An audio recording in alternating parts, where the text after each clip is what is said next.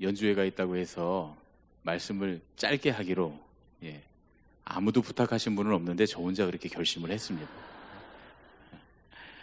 그런 얘기가 있잖아요. 설교를 할 때 은혜를 못 끼치면 짧게라도 하라. 유명한 말이 있어서 제가 오늘 한번 말씀을 5분 내에 끝내 보겠습니다. 베드로전서 4장 10절부터 11절까지의 말씀을 가지고 재능과 은사로 섬기는 삶이다, 이렇게 말씀을 함께 나누려고 하는데요. 오늘 말씀을 가만히 보면 누군가 말하려면 하나님이 말씀하시는 것 같이 말하고, 누군가 일하려고 하면 하나님이 공급하시는 것 같이 하라, 이렇게 베드로 사도가 우리에게 말씀합니다. 그러면 이 말씀을 볼 때 우리가 이제부터 내가 무슨 말을 하고 나서 이건 하나님의 말씀이야 라고 하나님이 말씀하는 것처럼 꾸며서 이야기해야 한다는 걸까? 혹은 내가 교회에서 무슨 일을 하고 하나님이 일하시는 것처럼 마치 내가 내 인간적인 욕심과 나의 욕망과 나의 계획대로 일해놓고 이건 하나님이 하시는 일이야, 이렇게 말하라고 하는 것일까? 이건 무언가 크게 잘못되어 있죠. 우리가 신앙생활하면서 걸리기 쉬운 그런 오류가 여기에 들어 있습니다. 대부분 많은 사람들이 은사를 따라서 섬기는 삶이라고 할 때 자기가 하는 일에 대해서 하나님께서 하시는 일, 하나님께서 하시는 말씀이라고 꾸미는 경우가 많이 있어요. 제가 교회 신학을 전공을 해서 제가 이단 전문입니다. 그래서 대충 얘기를 몇 마디만 나눠보면 이단인 줄 알아요. 저랑 같이 사역했던 우리 전도사님들이 깜짝 놀라는 건, 제가 심지어는 차를 타고 이렇게 길을 가다가 교회 이름만 보고도 저기는 이단이야 라고 말하면 검색해보면 정말 이단인 경우가 있어요. 제가 하도 그런 것들을 많이 보고 연구하다 보니까 어느 순간 금방 이름 지어놓은 거, 교회에서 문구 써놓은 거, 혹은 어디서 편지가 왔는데 그 편지 겉봉투만 봐도 이단인 줄 알고 제가 버리라고 합니다. 그건 이단이야. 전에 안 봤던 것도 대충 알 수 있어요. 왜냐하면 그런 사람들, 이단들이 쓰는 문구는 거의 아전인수격입니다. 자기 걸 갖다가 하나님 거라고 그렇게 이야기합니다. 예를 들어서 이런 사람이 있다고 생각해 보세요. 어떤 사람이 예언을 하는 거예요. 예언을 합니다. 지금 여기 쭉 한 500명이 모였는데 제가 지금부터 예언을 합니다. 지금 사업에 실패하신 분, 지금부터 하나님 앞에 1,000만 원을 헌금하세요. 그리고 하나님이 어떻게 하시는지 보십시오. 보통 집회 쫓아다니는 분들은 대부분 사업에 실패했거나 몸이 아프거나, 그렇죠? 두 가지 얘기하면 됩니다. 지금 몸이 아프신 분 분명히 계신데 오늘 이 시간에 주님 앞에 1억을 헌금하세요. 그럼 하나님 고쳐주실 겁니다. 그런데 여기 아픈 사람들이 많은데 다 병들어서 하늘나라로 갔어요. 그런데 1억 낸 사람 중에 500명 중에 한 명이 살아난 거예요. 자, 그럼 이제 그 사람은 저를 어떻게 생각할까요? 저분은 예언자시다. 왜냐하면 당신은 간증거리가 생겼으니까 생각하겠죠. 다 사업에 실패했는데 망했는데 그 한 사람만 1,000만 원을 헌금했더니 사업이 기사회생했어요. 자, 그러면 이 500명 중에 한 명, 저분은 예언자시다 하고 이제 저를 따라와서 간증하는 거예요. 목사님 말씀하신 대로, 예언하신 대로 했더니 하나님 저를 도와주셨습니다. 그렇게 제가 집회를 100군데를 다녔어요. 진짜 그렇게 다녔다는 게 아니라 가정하는 거예요, 지금요. 이거 큰일 날 일이. 그렇게 다녔다고 가정을 해보세요. 그러면 제가 100군데를 다녔다고 가정하면 500명씩, 600명씩, 300명씩 모인 곳에 가서 어떤 곳에서는 기적 같은 일이 한 사람이라도 생기고 어떤 곳에서는 안 생겼다고 치고 제가 100군데를 다녔다고 생각해 보세요. 그래서 3군데에서 한 번씩만 기적 같은 일이 일어났다고 생각해 보세요. 최소한 33명? 그렇죠? 30명이 넘는 사람이 기적이라고, 소위 기적이라고 하는 걸 경험합니다.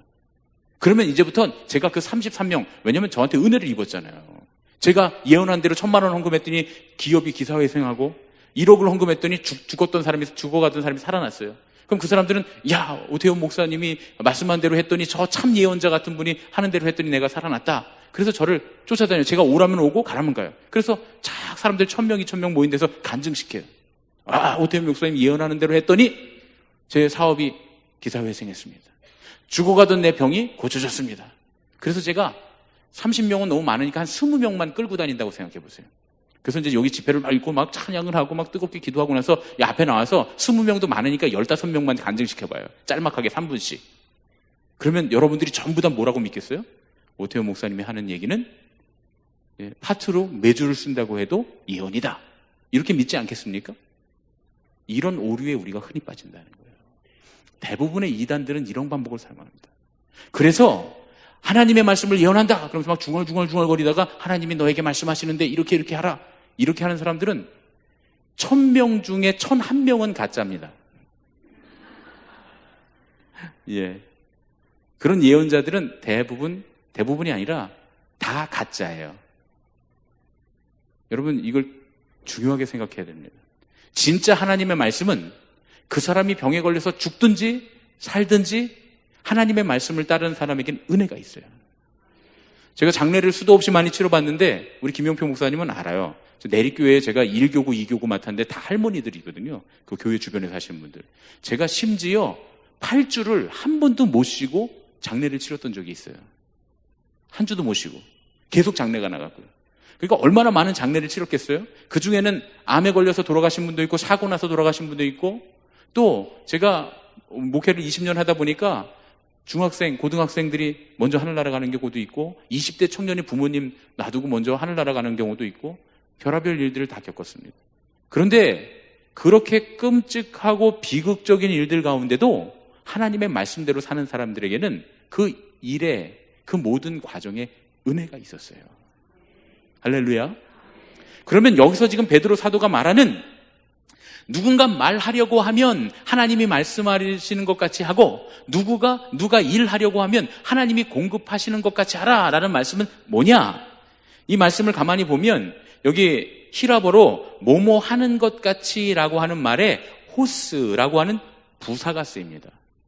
그런데 이 호스는요, 여기 우리 개역 성경에서는 뭐뭐 하는 것처럼 이라는 뜻으로 해석을 했어요. 그런 것처럼요. 뭐뭐 하는 것 같이라는 말로 해석을 했지만 사실은 뭐뭐 하는 만큼이라는 뜻이에요. 뭐뭐 하는 것 같이, 뭐뭐 하는 만큼, 이 두 말만 딱 놓고 보면 똑같은 말 같은데 문장에서 쓰일 때는 우리가 오해할 수 있어요. 하나님이 공급하시는 것 같이, 하나님이 공급 안 하시는데 내가 하나님이 공급하시는 것 같이 일하고, 하나님이 말씀하지 않았는데 내가 하나님이 말씀하시는 것 같이 말하라는 말이 아니고요. 하나님이 공급하시는 것과 똑같이 일하고 하나님께서 말씀하시는 것과 똑같이 말하라는 얘기예요. 다시 말하면, 더 쉽게 설명하면 하나님께서 공급하시는 만큼 일하고 하나님께서 말씀하시는 만큼 말하라, 그런 얘기입니다. 이게 은사를 따라서 섬기는 삶의 비밀입니다. 다시 말해서 어떤 때는 우리의 한계를 뛰어넘어 절벽에서 뛰어내려야 할 때도 있고, 어떤 때는 큰 구렁을 뛰어넘어야 될 때도 있지만, 대부분 하나님께서 우리를 부르실 때는 우리가 할 수 있는 최선의 것까지만 원하신다. 하나님께서 우리에게 공급해 주신 은혜만큼만 원하신다는 거예요. 하나님께서 우리에게 말씀해 주신 만큼만 우리는 말할 수 있다는 거예요. 그러면 어떻게 해야 되느냐? 하나님이 말씀하시는 그 말씀이 어디까지인지 들어야 하고, 하나님께서 주시는 공급하시는 힘을 우리가 받아야 하는 거예요. 이걸 넘어서서 일하면 문제가 되고 교회에 무리를 일으키고 사람들에게 상처를 주게 되는 겁니다. 하나님께서 나에게 열정 주시는 만큼, 하나님께서 나에게 은혜 주시는 만큼, 하나님의 말씀이 내 가슴에 사무쳐 은혜되는 만큼, 하나님께서 힘 주셔서 내가 뛰어다닐 수 있는 만큼 교회에 나와 일하는 겁니다. 여기에 은사를 따라 섬기는 삶의 비밀이 있습니다. 그럼 반대로 얘기해 볼까요? 하나님께서 말씀하시는 것과 같이 말하라는 말은, 하나님께서 말씀하셨는데 그만큼 일 안 하면 안 된다는 얘기예요. 하나님께서 힘을 공급해 주셨는데 그 공급하시는 힘만큼 일하지 않아도 안 된다는 거예요. 왜냐하면 그것과 같이, 똑같이 일하고 똑같이 말하라는 말씀이기 때문에 그래요. 주지 않으셨는데도 자기 혼자 무리하게 과하게 말하고 일하는 것도 문제지만, 주셨는데 안 하는 것도 은사를 따라 섬기는 삶에서는 잘못된 것이다, 그런 얘기죠. 철원에 가면 그 철원의 바스키아라고 하는 분이 있습니다. 처음에는 철원의 바스키아라고 안 하고 철원의 피카소라고 제가 그랬더니 어떤 분이 그분을 그림을 이렇게 보시더니, 목사님 이거는 피카소와는 좀 다르고 이분은 바스키아의 그림과 비슷합니다, 이렇게 해주시더라고요. 이분은 원래 청소부예요. 청소부도 정식 청소부가 아니라 이 군에서 그 생활보호 대상자라서 공공근로로 동네 골목 몇 개를 청소하는 그런 청소부입니다. 조현병이 있으세요. 정신질환이 있는 분이에요. 근데 우리 교회 집사님이셨어요. 근데 이분이 항상 조현병이 있어서 실수를 하니까 시골 분들은 막 혼내고 때리고 막 그래요. 권사님들이 막 소리 질러요. 어느 날 가갖고는 막 자두나무를 막 잘라놓고 말이죠. 이러니까 막 난리가 났어요. 어느 날은 또 가면 막 꽃을 막 여기저기 심어놓고 소나무를 갖다가 막 심어놓고 그래요. 어느 날부터는 교회에다 막 그림도 그리고요. 그런데 어느 날 그분을 제가 따라가 봤더니 그 개천변의 뚝방에 그림을 잔뜩 그려놓은 거예요. 완전히 무슨 그림 거리가 됐어요. 아무도 보지 않는 뚝방에 혼자서 그림을 그리기 시작해서 정말 우리 교회 한 바퀴 돌 만큼 정도 되는 그 넓은 벽에 그림을 그려놨는데요. 제가 미국 LA에 가서 LA에서 샌프란시스코로 이제 넘어가는 그 길, 고속도로를 타고 가다 보니까 건물 벽에 거의 비슷한 그림체의 그림들이 그려져 있더라고요. 그건 작가들이 그린 거죠. 그러니까 그만큼 그림을 잘 그리는 분인 거예요. 근데 조현병이 있고 가난하다고 모두 무시했는데 어느 날부터인가 그림을 그리고 교회에 꽃을 심기 시작하고 교회에 나무를 심기 시작하고 그리고 교회 지나가는 길에 껌을 사람들이 막 뱉어놓은 그 껌 위에다가 물감으로 그림을 그리기 시작했어요. 그래서 유명해져서 그래서 세상에 이런 일이 나왔어요. 예. 그래서 저도 거기 출연했어요. 우리 애들도 출연하고 15분 나오는데 3주인가 촬영했어요. 예. 나왔습니다. 그래서 교회도 유명해지고 많은 사람들이 교회 구경 오고 또 교회에 그분이 그려놓은 그림, 교회 집사님들이 돈을 모아서 장로님들이 돈을 모아서 그림을 그리게 캔버스를 사주고 물감을 사주고 액자를 사줘서 저희가 교회에서 전시회를 했습니다. 그 덕분에 아주 철원에서 유명한 교회가 됐어요. 많은 분들이 구경 오는. 은사로 섬기는 삶이란 뭔가 오히려 그렇게 아프신 분들, 뭔가 우리가 보기에는 연약한 분들은 하나님이 마음 주시고 열정 주시면 그대로 움직이더라는 거예요. 순수한 마음, 하나님께서 그리라고 하시니 그리고 하나님께서 부르라고 하시니 부르고 하나님께서 춤추라고 하시니 춤추는 거예요. 그러면 우리 중에 분명히 바스키아도 또 파바로티도 우리 중에 그런 훌륭한 사람들이 나온다는 거예요. 우리 나름대로의. 하나님은 위대한 성악가나 위대한 미술가나 위대한 예술가의 작품만을 받지 않으십니다. 우리가 하나님께서 공급하시는 은혜만큼 최선을 다해 부르는 노래, 하나님께서 말씀하신 것이 감사하여 받은 은혜만큼 최선을 다해 섬기는 삶, 그래서 하나님 받으시는 줄로 믿습니다.